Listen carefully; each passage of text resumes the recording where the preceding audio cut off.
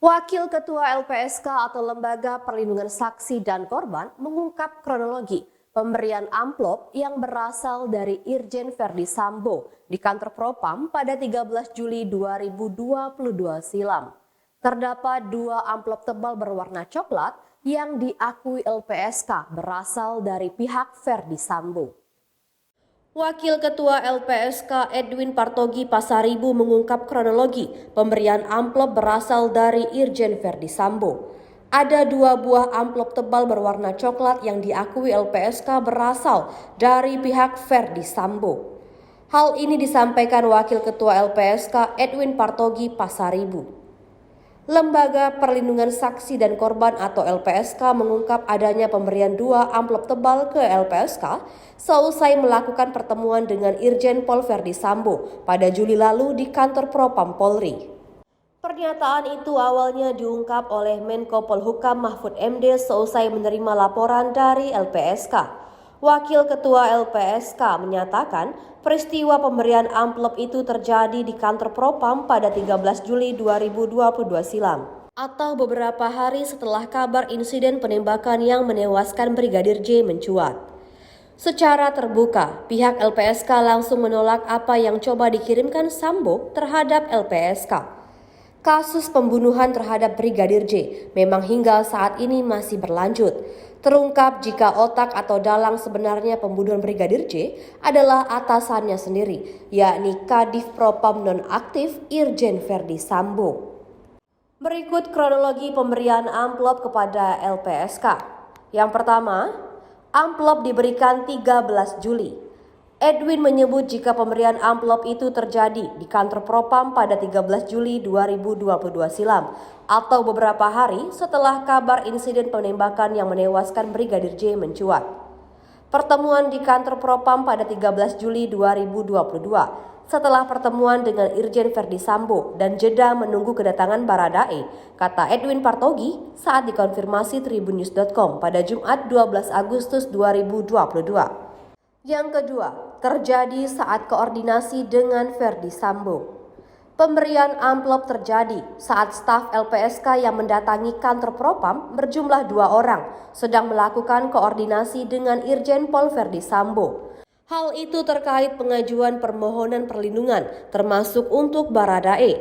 Peristiwa pemberian amplop itu terjadi saat satu di antara staf LPSK sedang menunaikan ibadah sholat di Masjid Mabes Polri. Saat itu satu staf LPSK lainnya masih menunggu di ruang tunggu kantor Propam.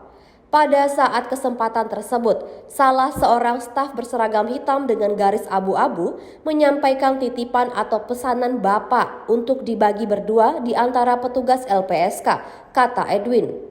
Dan yang ketiga, LPSK kembalikan amplop. Map yang di dalamnya berisi amplop berwarna coklat dengan ketebalan masing-masing amplopnya 1 cm.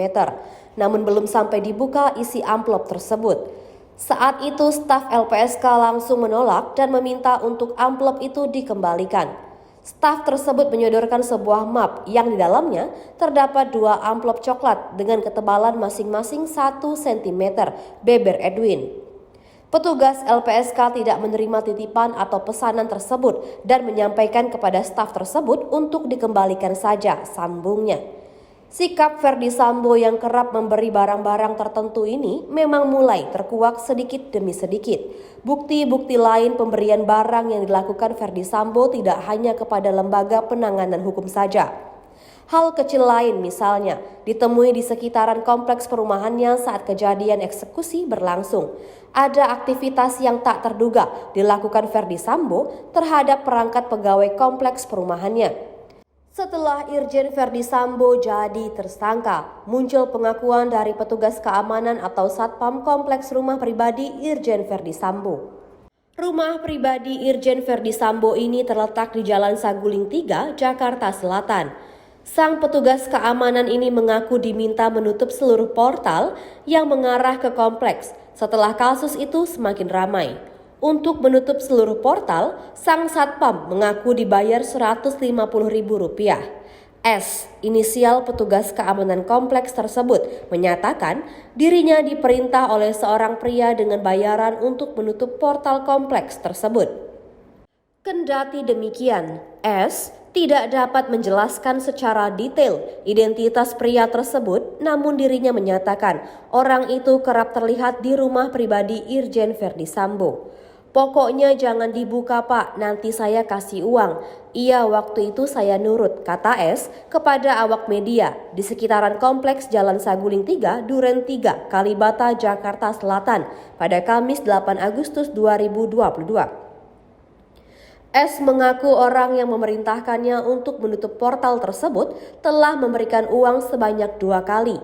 Bayaran itu diterima S salah satunya saat penggeledahan dilakukan di rumah Irjen Verdi Sambo, yakni pada Selasa 9 Agustus 2022 kemarin.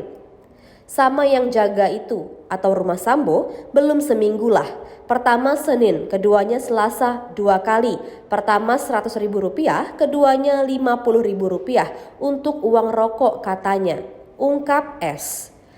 Hal ini lantas kata dia mendapat keluhan dari beberapa warga kompleks. Berdasarkan keterangan S, beberapa warga mengaku kesulitan untuk melewati wilayah tersebut.